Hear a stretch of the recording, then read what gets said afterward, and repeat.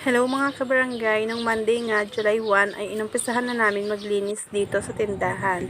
Pagkatapos ng dadods doon sa labas, ay nag-almusal muna kami para tuloy-tuloy na ang aming paglilinisan. Ako nga ay agad na umakyat dito sa taas ng estante at nilinis ko yung mga alikabok.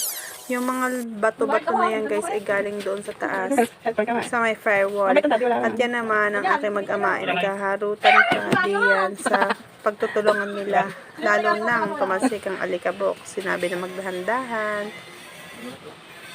Ang pato ko rin natin yan. Huwag na papagnak. At habang ako naglilinis-linis sa aking pwesto, ang dadods naman ay doon sa kabilang estante. At ang aming baby ining naman, sa panahon na yan, ay nagbebenta siya sa mga bumibili dahil may kanya-kanya nga kami ginagawa.